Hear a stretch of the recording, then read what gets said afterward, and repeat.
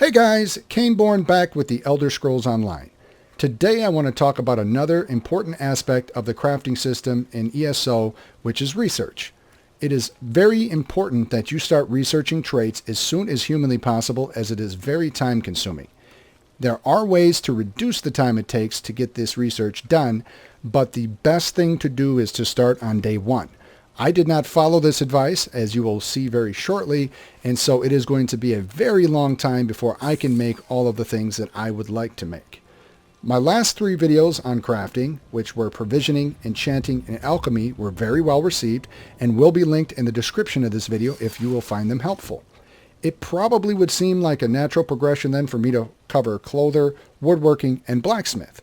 However, in my opinion, it's very easy to level up those 3 trees, as all you basically have to do is deconstruct items as you go. And secondly, you can't really make anything effectively if you haven't done the research ahead of time. So that's why I'm going to cover this first. So we're first going to find ourselves at a crafting station. This is for clothing, but it could be for blacksmith or woodworking just the same.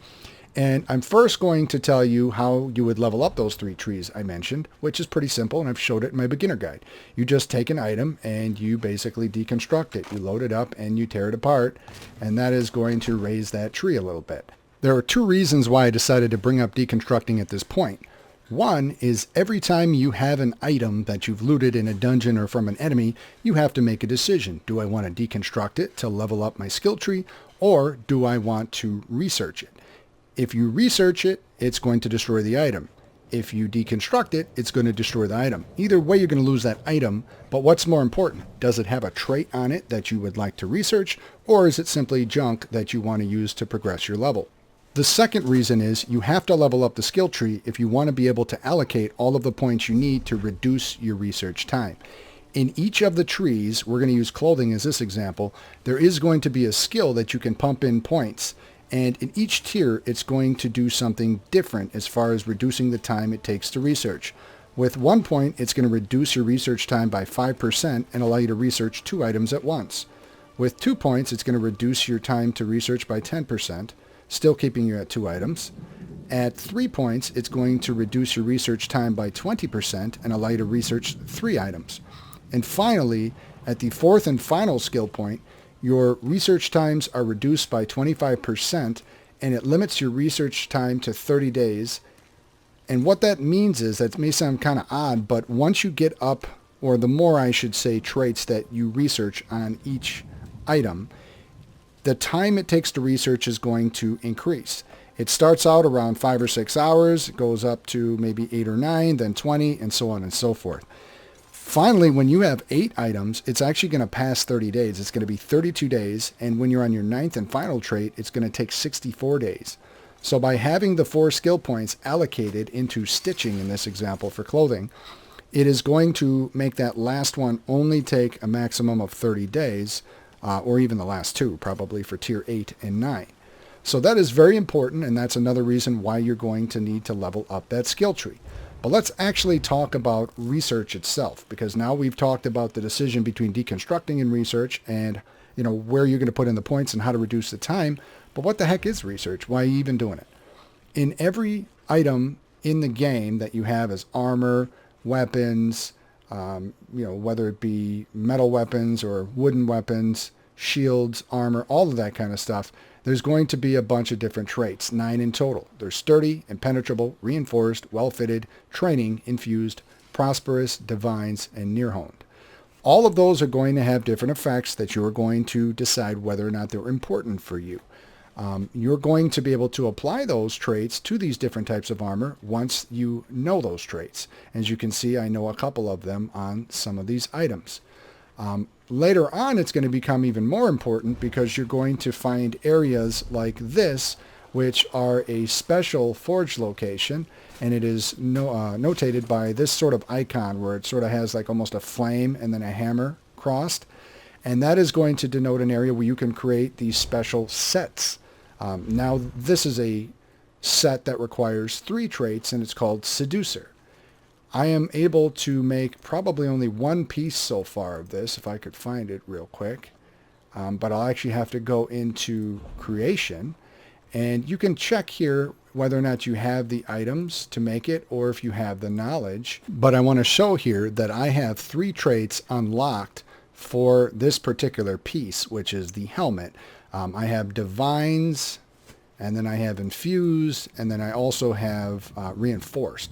So by having those 3 traits unlocked, it allows me to use those stones and then create that piece which has that set bonus.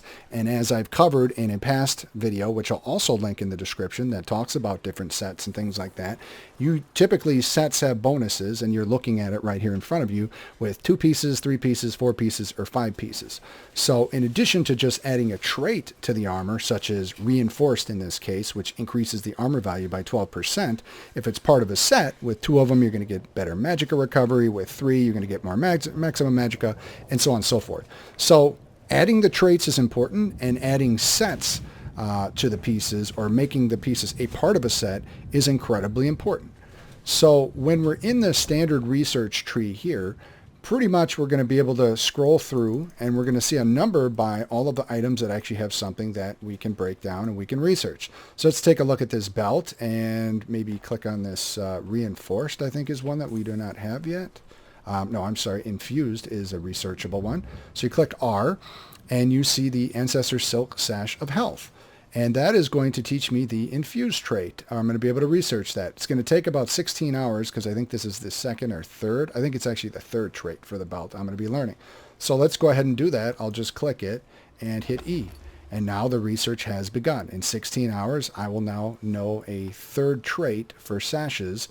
So it'll have Sturdy, Reinforced, and Infused. So again, the first one's like 8, second one's like 9 or 10, goes up to like 20, but I have 4 points in that tree, so I'm getting a 25% faster speed, and I'm also able to research 3 things at once. So I'm getting it done a lot quicker.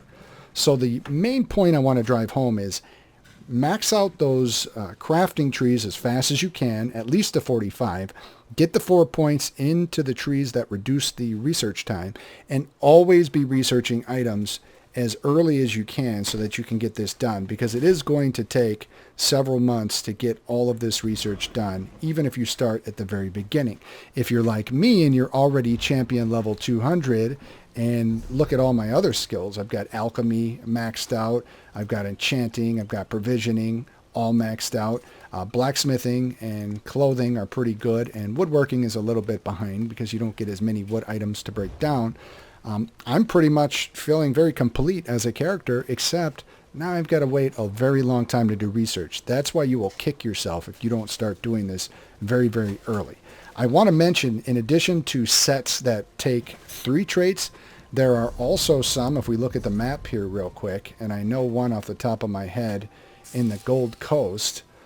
There is another area right here, which is going to require 5 traits.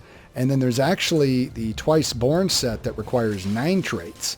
So if you're going to want something like that, it's going to take you even longer. And by needing to know multiple traits on one item, the time is multiplied exponentially.